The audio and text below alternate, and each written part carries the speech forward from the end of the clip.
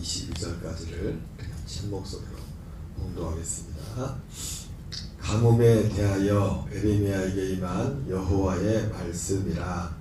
유다가 슬퍼하며 성문의 무리가 피곤하여 땅 위에서 애통하니 예루살렘의 부르짐이 위로 오르도다. 귀인들은 자기 사환들을 보내어 물을 얻으려 하였으나 그들이 우물에 갔어도 물을 얻지 못하여 빈 그릇으로 돌아오니 부끄럽고 근심하여 그들의 머리를 가리며 땅에 비가 없어 지면이 갈라지니 밭가는 자가 부끄러워서 그의 머리를 가리는도다. 들의 암사슴은 새끼를 낳아도 풀이 없으므로 내버리며 들 나귀들은 벗은 산 위에 서서 승냥이같이 헐떡이며 풀이 없으므로 눈이 흐려지는도다. 여호와여, 우리의 죄악이 우리에게 대하여 증언할지라도 주는 주의 이름을 위하여 일하소서. 우리의 타락함이 많으니이다. 우리가 주께 범죄하였나이다.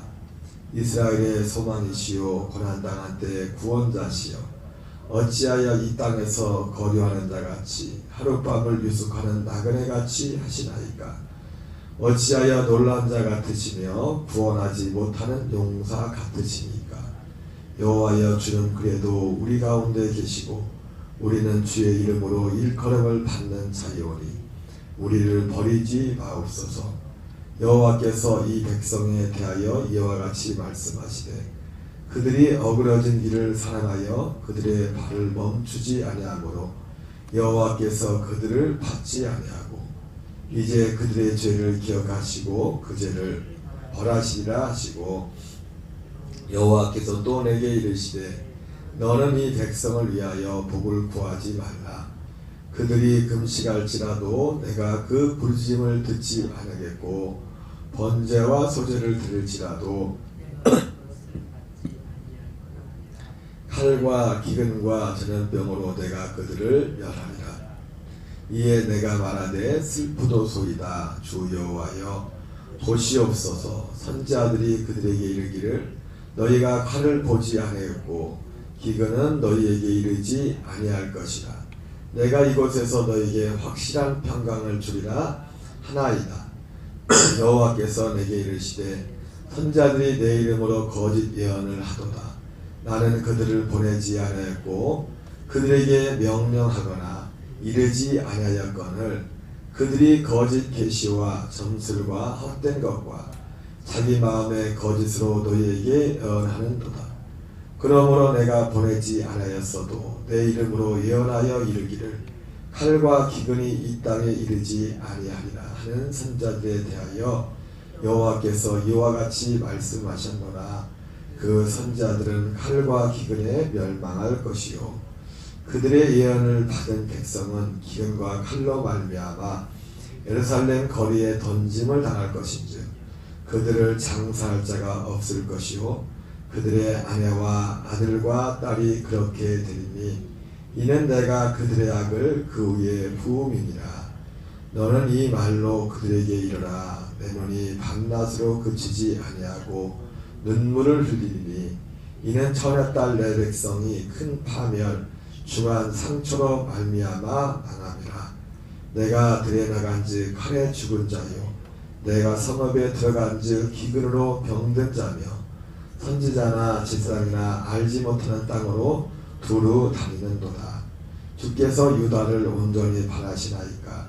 주의 심령이 시온을 싫어하시나이까. 어찌하여 우리를 치시고 치료하지 아니하시나이까. 우리가 평강을 바라도 좋은 것이 없고 치료받기를 기다리나 두려움만 보나이다. 여호와여, 우리의 악과 우리의 조상의 죄악을 인정하나이다. 우리가 주께 범죄하였나이다. 주의 이름을 위하여 우리를 미워하지 마옵소서. 주의 영광의 보좌를 욕되게 마옵소서. 주께서 우리와 세우신 언약을 기억하시고 패하지 마옵소서. 이방인의 우상 가운데 능히 비를 내리게 할 자가 있나이까. 하늘이 능히 선하기를 내릴 수 있으리이까. 우리 하나님 여호와여, 그리하는 자는 주가 아니시나이까.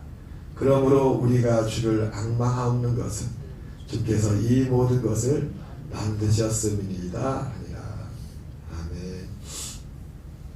할렐루야. 오늘은 에레미야 14장 1절부터 22절까지 본문의 말씀을 중심으로 에레미야의 슬픔과 하나님의 진노, 에레미야의 슬픔과 하나님의 진노라는 제목으로 하나님의 말씀을 전하도록 하겠습니다. 오늘 본문은 예루살렘의 범죄로 말미암아 예루살렘에 임할 재앙에 관한 예언입니다. 그 중에 특별히 14장 1절은 가뭄에 대해서 하나님의 에레미야에게 말씀을 하십니다. 14장 1절부터를 6절까지 한번 같이 읽겠습니다. 가뭄에 대하여 에레미야에게 임한 여호와의 말씀이라. 유다가 슬퍼하며 성문의 무리가 피곤하여 땅 위에서 애통하니 예루살렘의 부르짖음이 위로 오르도다. 귀인들은 자기 사환들을 보내어 물을 얻으려 하였으나 그들이 우물에 갔어도 물을 얻지 못하여 빈 그릇으로 돌아오니 부끄럽고 근심하여 그들의 머리를 가리며 땅에 비가 없어 지면이 갈라지니 밭가는 자가 부끄러워서 그의 머리를 가리는도다. 들의 암사슴은 새끼를 낳아도 풀이 없으므로 내버리며 들나귀들은 벗은 산 위에 서서 승냥이같이 헐떡이며 풀이 없으므로 눈이 흐려지는도다. 이 장면을 보고 있노라면 이 문득 그 북이스라엘의 아합 시대가 생각이 납니다. 아합 시대에도 기근이 가뭄이 심하게 그 북이스라엘에게 임했었죠. 하나님의 그 물리적인 심판의 그 많은 그 심판의 종류 중에 보면은 이 가뭄, 비를 내리지 않는 그런 것들이 이 성경 속에 나타나는 것을 보게 됩니다. 그래서 아합 시대에도 물론 그 아합 시대의 가뭄의 원인은 물론 모든 백성들이 문제지만 아합과 이세벨의 그 범죄에 초점이 맞춰져 있죠. 그래서 아합이 이 엘리사의 그런 내역을 듣고서 나중에 엘리사를 만났을 때 아합이 엘리사한테 그랬죠. 이스라엘을 괴롭게 하는 자가 너냐 이렇게 말합니다. 마치 그것이 엘리사의 잘못이냐. 근데 엘리사가 뭐랍니까? 무슨 내가 이스라엘을 괴롭게 했냐고. 당신이 이스라엘을 괴롭게 했다고. 그런 대목들을 볼 때 특별히 북이스라엘 같은 경우는 그 하나님 앞에 마찬가지죠. 이제 오늘 북이스라엘의 그 상황이나 오늘 남유다 예루살렘에 지금 이 기근 가뭄이 임했던 이유가 뭐 들어가 보면은 똑같이 뭐 우상숭배고 그런 것이지만 특별히 북이스라엘 같은 경우는 일반 백성들도 문제지만은 아합 왕에게 이스라엘의 범죄에 많은 초점이 맞춰지는가 하면은 오늘 남유다는 단지 왕보다도 이 어떤 전반적인 선지자, 제사장부터 오히려 참 여기 보면 왕에 대한 내용은 별로 안 나옵니다. 그죠? 왕에 대해서 에레미야를 통해 하나님이 예언하는데 왕에 대한 언급은 별로 없어요. 계속 그 지적을 당한 사람들이 제사장, 선지자, 일반 백성들 뭐 이런 식으로 되어 있는 것을 보게 됩니다. 조금 그 북이스라엘과는 차이가 있죠. 어쨌든 오늘 1절부터 6절까지 보면은 하나님의 이 백성들의 범죄의 어떤 징계 중에 가장 대표적인 것 중에 하나가 가뭄. 가뭄이 왜 이렇게 절망적입니까? 일단 가뭄이 오면은 농사를 못 짓잖아요. 농사를 먹을 것을 구할 수가 없다고요. 볼 수가 없다고요.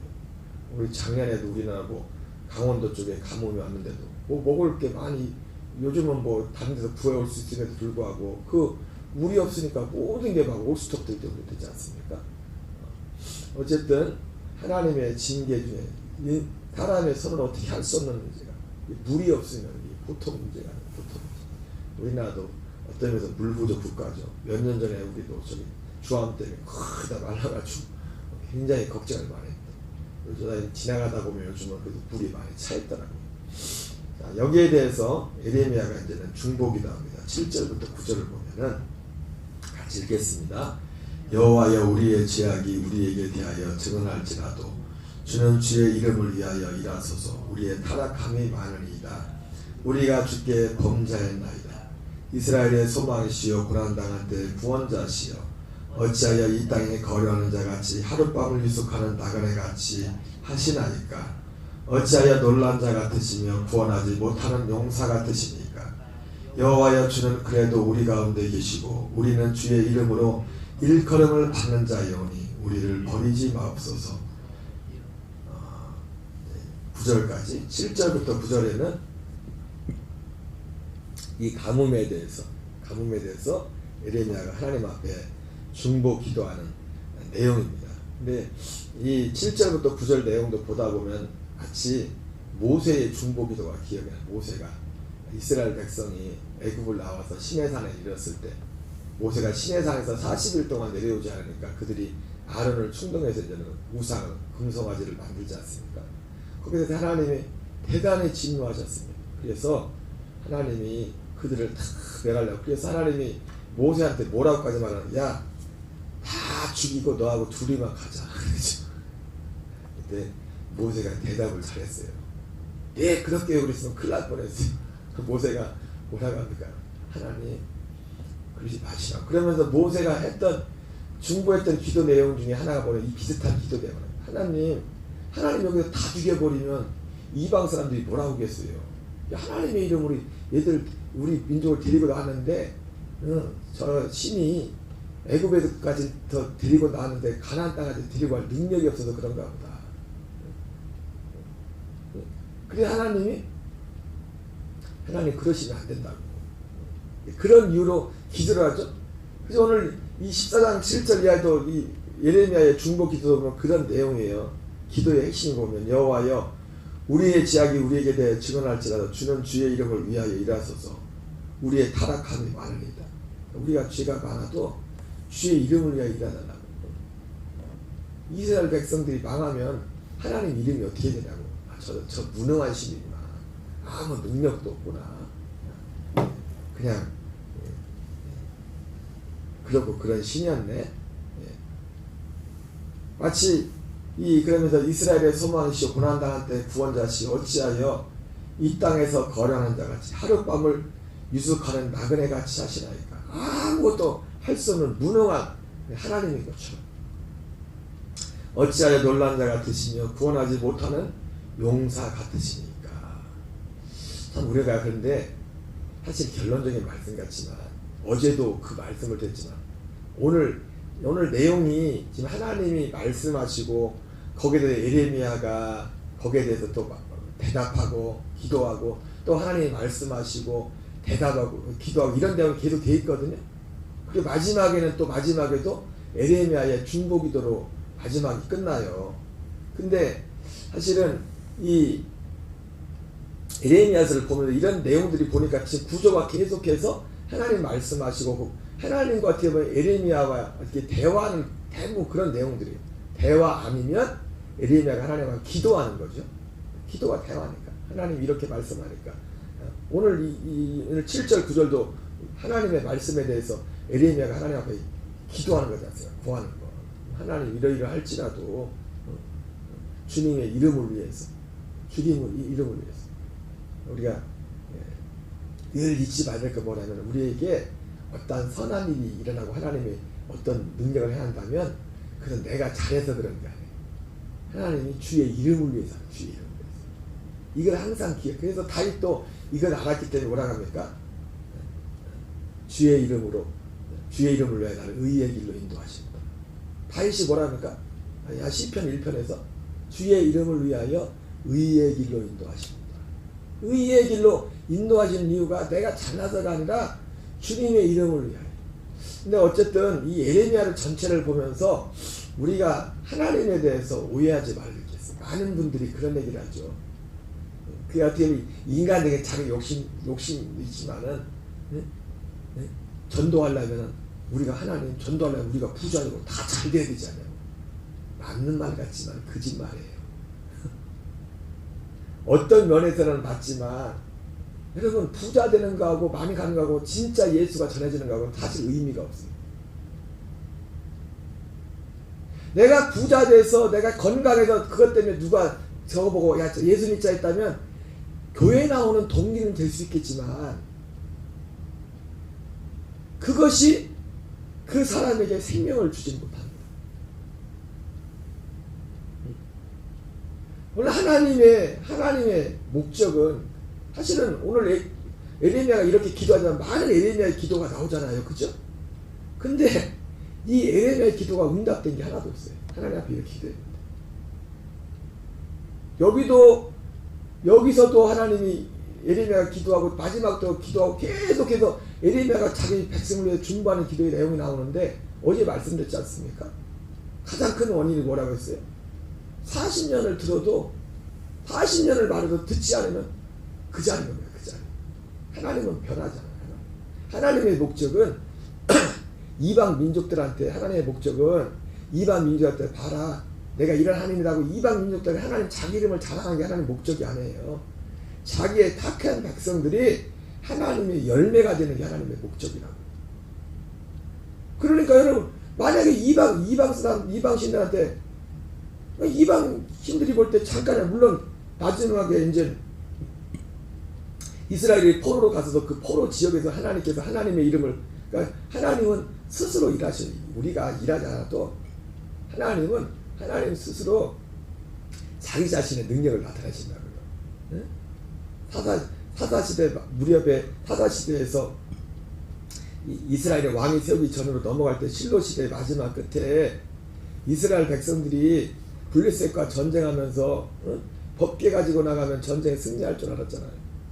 하나님께서는 그 법계를 갖고 승리는 고사하고 법계를 뺏기죠. 그리고 홈니와 비나스 그리고 전쟁에 났던 수많은 이스라엘의 수많은 청년들이 다 비참하게 죽임을 당합니다. 이방 민족들이 볼 때 블레셋이 볼 때 야 저 이스라엘 신이 힘도 없네 능력도. 아니 그것도 그들도 착각했습니다. 하나님의 목적은 이방인들한테 나 이런 신이야 나 이렇게 그걸 보여주는 게 아니라 하나님의 진짜 더 중요한 것은 택하신 백성들을 하나님이 원하는 그 믿음에 세우는 겁니다. 그 믿음에. 그래서 제가 오늘 이 14장을 보다가 딱 떠오르는 성경 구절이 있어서 그게 어디 있을까 찾아봤더니 그 다음 15장 1절에 나오더라고요. 15장 1절. 15장 1절의 말씀은 단지 15장의 1절의 말씀이 아니라 에레미야서의 결론의 결론. 40년이 지났지만 이스라엘이 바뀌지 않으면 에레미야가 아무리 중보해도 바뀌지 않으면 하나님이 이들을 향한 하나님의 마음은 바뀌지 않아요. 그것도 오늘 보면 이들이 중상을 입었도다. 병도 그냥 일반 병이 아니라 중한 병을 얻었도다. 이런 말씀을 하시는데 그래서 이렇게 기도하지만 오늘 내용을 보지만은 이걸 보면서 우리는 끊임없이 결국은요 계속 하는 말씀일 겁니다. 계속 반복되는 것 같지만 결국은 예루살렘은 하나님의 소리를 듣지 않았습니다. 돌아서질 않았어요.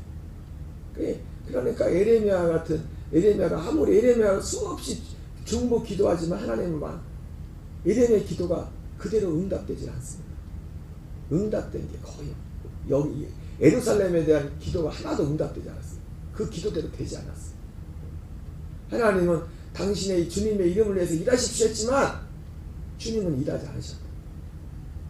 모세 시대와 에레미야 시대에 좀 차이점이 있다면 그나마 모세 시대는 이제 교회 나온 거잖아요. 오늘로 치면 이제 교회 나온 거예요. 뭐 아무것도 모르는 거. 근데 지금 에레미야 시대는 그게 아니잖아요. 지금 우리가 신앙생활도 보면은 그래서 목사님도 목회하면서 가끔 그런 말씀 하셨겠지만은 처음 예수를 들 때 기도응답이 잘 된다. 하나님이 잘 들어줘요. 잘 들어요. 뭐 아무것도 모르니까. 근데 갈수록 안 들어주는 거죠. 그래서 안 들어주는 것도 아니에요. 사실은 갈수록 안 들어준다고 그렇게 느끼는 분은 뭔가 신앙생활 잘못하는 거예요. 그리고 우리에게 있어서 진짜 기도응답은 하나님이 일반적으로 생각하는 우리의 물질적인 이런 것들을 채워주는 것도 기도응답이지만 진짜 기도응답은 뭡니까? 우리가 범사에 순간순간 매 범사에 주님과 함께 사는 것, 이것이 내 안에 누려지는 것. 뭐 기도응답이 필요합니까? 같이 살고 있는데, 하나님이 주시면은 주신 것도 감사하지만 이제는 물론 불편하겠죠. 안 주면은. 그러나 그것 때문에 내가 하나님을 섬김에 장애가 될 수가 없어. 그것 때문에. 어쨌든 자 10절부터 여기에 또 하나님이 말씀합니다. 여호와께서 이 백성에 대하여 이와 같이 말씀하시되 그들이 어그러진 길을 사랑하여 그들의 발을 멈추지 아니하고 여호와께서 그들을 받지 아니하고 이제 그들의 죄를 기억하시고 그 죄를 벌하신다. 여기 보죠, 그죠? 이들이 죄를 범한 것도 문제죠. 뭐예요? 그들의 발을 멈추지 않아.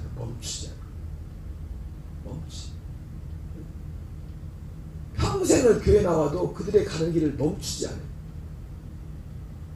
하나님께 대한 회개의 말씀을 듣고 거기에 대한 회개의 열매가 없어요. 세상에서는 우리 인생과는 그런 말 하지 않습니까? 시간이 다 모든 것을 해결해 준다. 아니에요. 믿음이란 거는 시간을 해결해 주는 게 아니에요. 믿음이란 것은 가만히 시간 지난다고 그 시간이 우리의 믿음을 해결해 준다? 절대로 아닙니다. 그 증거가 지금 예레미야란 거예요. 40년이라는 시간이 예루살렘의 문제를 40년이라는 시간이 예루살렘의 심판의 문제를 해결해 주지 못했어요. 들어야지. 듣고 돌이켜야지. 듣고 가던 길을 멈추고서 잘못된 길을 멈추고서 돌아서야 돼. 그들의 발을 멈추지 아니하므로 여호와께서 그들을 받지 아니하고 이제 그들의 죄를 기억하고 그 죄를 벌하신다. 반대로 멈추고 그들이 회개하면 주님은 죄를 기억하지 않아요. 오늘 주님이 왜 죄를 기억하고 계시다고 합니까? 멈추지 않으니까 전에 있던 걸 다 소화하는 거예요.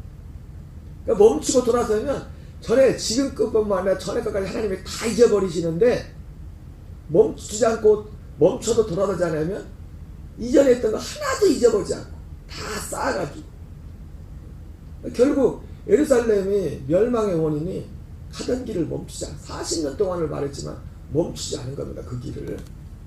올해도 외쳤죠. 하나님이. 그전부터도 그랬죠. 여호와께서 또 내게 이르시되 너는 이 백성을 위하여 복을 구하지 말라. 그들이 금식할지라도 내가 그 부르짐을 듣지 않았고 번제와 소제를 드릴지라 내가 그것을 받지 않을 뿐만 아니라 칼과 기근과 전염병으로 내가 그들을 멸하리라. 제가 이게 뭐 꼭 맞는 말은 아니겠지만 이 복음을 전하면서도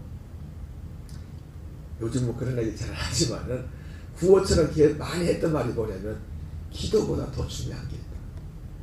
기도가 중요해서가 아니라 기도보다 더 중요한 게 있다. 기도보다. 그게 복음이란 말이야. 기도보다 더 중요한 게 복음이야. 그 복음 안에는 회개가 포함되죠. 어제도 잠깐 말씀드렸지만은 베드로전서 1장 10절 이하의 선지자들이 우리에게 임할 구원에 대하여 연구하고 부지런히 살폈다고 하는데 물론 그 구원은 뭐냐면 혼의 구원을 혼의 구원. 바로 베드로전서 1장 9절에 그거죠. 믿음의 결국은 곧 혼의 구원을 받습니다. 우리 성경에는 우리 번역 영혼이라고 되어 있지만 원어에는 혼의 구원이 있어. 혼의 구원. 혼의 구원이 뭡니까? 혼이 영원한 성량을 받고 아들 그리스도를 만나는 거, 하나 되는 거, 연합되는 거, 주합하는 함량이라는 거. 이것이 지극히 크고 보배라는 약속에 대해서 이 생명으로 이 세상에 썩어질 것을 피하여 신의 성품에 참여하게 된다. 그러니까 하나님의 성품은요, 여러분 같은 성품은 생명이 같아야만 그걸 참여해요. 다른 생명으로는 우리 육신의 생명으로는 모양은 낼 수 있어요. 그걸 경건의 모양이라고 합니다. 경건의 모양. 우리는 경건의 모양을 쫓는 게 아니라 경건의 능력. 경건의 능력. 그 경건의 능력, 우리에게 무슨 능력이 있습니까? 우리 사람에게. 그 경건의 능력은 하나님께만 있는 거예요. 하나님께만. 하나님의 생명 안에만 그 경건의 능력이 있는 거예요. 베드로전서 1장에서 그 선자들이 연구했던 그 구원이 그런 구원이에요. 근데 거기서 말하는 구원의 힘은 결국은 이 약속에 관한 거지만은 선지자들이 약속만 전했습니까? 선지자들이나 사도들이나 사도 바울이 대표적으로 사도 바울이 그렇지 않습니까? 어디를 가든지 내가 공석에나 사석에서나 유대인에게나 이방인에게나 하나님께 대한 회개와 예수 그리스도에 대한 믿음을 전했다. 사도 요한은 이것을 어떻게 표현합니까? 요한계시록에서 성도가 누구냐? 성도는 사도 바울이 하나님께 대한 회개를 전했댔잖아요. 하나님께 대한 회개를 전해서 그걸 받아들인 열매가 뭐냐면 성도는 계시록 14장 10절에서 하나님의 계명을 지키는 자들이에요. 그리고 예수에 대한 믿음을 지키는 자들이다. 이게 성도다. 그 계시록 14장 12절이나 사도행전 20장 21절이랑 똑같은 말씀이에요. 똑같은 걸 전했다고. 똑같은. 사도들만 그걸 전했습니까? 사도들은 오신 예수님을 이제 주기 위해서 이제 전했지만 선지자들은 오실 그리스도를 바라보면서 똑같이 전했다고요. 하나님께 대한 회개를 전했고 예수에 대한 믿음을 전했다고요. 히브리서 11장에 나온 사람들이 다 예수에 대한 믿음을 바라봤던 사람들이잖아요. 그러니까 예수에 대한 믿음 이전에 그들이 바라보던 근데 그 구원 이전에 예수에 대한 믿음 이전에 먼저 무엇이 전달됩니까? 하나님께 대한 그래서 하나님이 세례요한을 먼저 보낸 거예요. 주의 길을 예비한 오실 주님을 맞아. 오늘 사실은 반복될 수밖에 없는 얘기 뭐냐면 제가 에레미야 내용이 계속 같은 말을 하는 거예요. 사실은 모양은 다르지만은 이렇게 저렇게 하지만 계속 문제가 하나니까 문제가. 오늘 제목이 에레미야의 슬픔과 하나님의 진노라고 했는데 하나님의 진노란 그 속에는 하나님의 슬픔이 또 돼 있는 거죠. 어제 본 말씀에도 보면 하나님 말씀을 예루살렘에 듣지 않으니까 하나님이 가가지고 숨어서 혼자 울었댔잖아요. 하나님이 혼자 우시는 하나님으로 표현하지 않습니까? 그죠?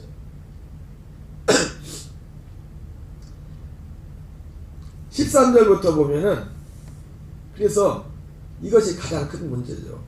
이에 내가 말하되 슬프도소이다 주 여호와여 보시옵소서. 에레미야의 슬픔은 곧 하나님의 슬픔이에요. 그리고 이것이 하나님의 진노의 목적이죠. 선지자들이 그들에게 이르기를 너희가 칼을 보지 않겠고 기근은 너희에게 이르지 아니할 것이라. 내가 너희에게 너희에게 확실한 평강을 주리라 하나이다. 네. 선지자들의 거짓이죠. 여호와께서 그러니까 에레미야의 슬픔 13절에 에레미야가 하나님의 그 말씀을 듣고 나서 내가 말하되 슬프도소이다 주 여호와여 보시옵소서.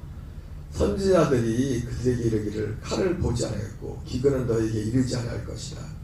내가 이곳에서 너희에게 확실한 평강을 주리라. 거짓 선지자들이 그렇게 말하죠.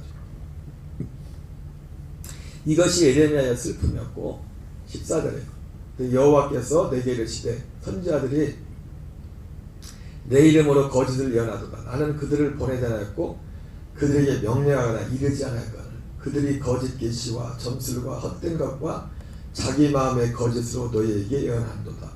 그러므로 내가 보내지 않았어도 내 이름으로 예언하여 이르기를 칼과 기근이 이 땅에 이르지 아니하려는 선자들에 대하여 여호와께서 이와 같이 말씀하셨노라. 그 선자들은 칼과 기근에 멸망할 것이요 그들의 예언을 받은 백성은 기근과 칼로 말미암아 예루살렘 거리에 던짐을 당할 것인지. 그 거짓을 전하는 선자들이나 그것을 그대로 받는 백성들이나 똑같이 칼과 기근으로 하나님이 심판하겠다고 말씀하고 있습니다. 결국 에레미야의 슬픔이 곧 하나님의 진노의 원인이죠. 바로 거짓 선지자들이 거짓을 말하고 그리고 그것을 그대로 받아들이는 백성들. 우리는 참 조심해야 될 것이 뭐냐면 우리의 신앙을 사람이 어떻다는 말을 듣는 게 많은 분들이 물론 신앙이 어릴 때는 얼마든지 그럴 수 있겠지만 우리의 믿음의 기준을 하나님의 말씀에 둬야 되지. 하나님이 이렇게 말씀하는 지금 예언의 기준도 뭐예요? 지금 하나님이 예루살렘에게 심판하는 심판의 기준이 그냥 하나님이 기분대로 하는 게 아니라 하나님이 이미 기록된 말씀을 기준으로 하는 거예요. 그러니까 우리는요, 우리의 복과 저주, 우리의 신앙생활의 상태를 무엇으로 우리를 가늠해야 되냐면 어떤 환경도 아니고 어떤 누군가의 말도 아니고 하나님의 말씀에 비추어서 내가 내게 하나님께 대한 회개의 열매가 있나? 그리고 그리스도에 대한 그 믿음 안에서 내가 옛사람이 아닌 새 생명으로 살아가는 이 일을 내가 하고 있는가? 오직 이것만이 우리의 기준이에요. 기준. 다른 것이 되면 안 돼. 다른 것이. 누가 아무개가 기도하다 뭘 봤대요. 뭐 하나님 만졌대요. 그거는 사이드입니다. 하나님이 실제로 그랬어도 그것이 그 사람의 믿음을 보정해 주지 않아요. 왜냐하면 제가 항상 말하잖아요. 하나님이 어떤 하나님의 손길이 있겠지만 우리의 생명과 우리의 구원에 관한 본질적인 것은 하나님께 대한 회개와 그리스도의 이 믿음, 이 안에 내 이 열매가 있느냐예요. 그런 것들은 하나님의 약속이 없는 이스마엘에게도 하나님의 약속이 없는 하갈에게도 하나님의 응답이 있었다고요. 그게 잘못됐다는 게 아니에요. 그것 또한 하나님의 사랑의 하나의 표현이에요. 그러나 그것은 우리의 생명과 우리의 진짜 믿음과 무관한 거예요. 마지막 날 하나님이 우리를 심판할 때, 심판대 설 때 그것은 하나님 앞에 내밀 명함이 못 돼요. 하나님 앞에 내밀 수는 유일한 명함은 뭐냐면 하나님께 대한 회개와 예수 그리스도에 대한 이 믿음의 열매가 내게 있느냐 없느냐. 이거밖에 없어. 이거밖에. 오늘 이 거짓 선지자들, 이 백성들의 문제가 뭡니까? 바로 이것인 거지. 근데 이것이 문제가 뭡니까? 이 길을 쭉 가는 거예요. 쭉. 마지막 망할 때까지 쭉 끝까지 가. 끝까지. 그래서 17절이라고 아까 봤지만 그 다음 22절까지 그 다음 이제 여기에 대해서 에레미야가 다시 한번 하나님께 중보 기도하는 겁니다. 하지만 서두에 말씀드렸지만 어떻습니까? 에레미야 기도는 응답된 게 하나도 없어요. 백성들이 응답을 받지 못했어요. 왜요? 에레미야가 잘못해서 그럴까요? 아니요. 백성들이 가던 길을 멈추지 않습니까? 그 길을 계속 고집합니다. 오늘 이 일이 지금도 얼마든지 일어나고 있어요. 얼마든지. 제가 송구영신을 할 때도 그렇고 베델에 대해서 말씀을 드리면서 두 번째 베델에 대해서 말씀드렸죠. 주일날 오후에도 두 번째 베델 여로보암 시대같이 세 가지를 바꿔. 세 가지 장소를 바꾸고 날짜를 바꾸고 지도당을 바꾸고 비슷하게 중요한 걸 다 빼고 다 바꿔버렸어요. 오늘날에도 회개를 말하자, 약속을 말하자, 나의 죽음을 말하자. 여기서 멈춰요. 여기서 이 시대가 에레미야 시대하고 결코 다른 시대가 아니에요. 같은 시대. 지금 같은 일이 계속 일어나고 있는 거예요. 오늘 하루도 우리가 이 은혜 가운데 승리하시고 우리 녹동 감리교에 나오는 교우들의 삶에 정말 가던 길을 멈추고 하나님의 말씀 앞으로 돌아오는 역사가 있도록 기도하는 저와 여러분 되시기 바랍니다. 우리 주기도문을 마치겠습니다. 하늘에 계신 우리 아버지여, 이름이 거룩히 여김을 받으시오며 나라 임하옵시며 뜻이 하늘에서 이루어지는 것 같이 땅에서 이루어지이다. 오늘날 우리에게 일용할 양식을 주옵시고 우리가 우리에게 죄 지은 자를 사해준 것 같이 우리의 죄를 사하여 주옵시고 우리를 시험에 들게 하지 마옵시며 다만 악에서 구하옵소서. 대개 나라와 권세와 영광이 아버지께 영원히 있사옵나이다. 아멘. 주여 주여 주여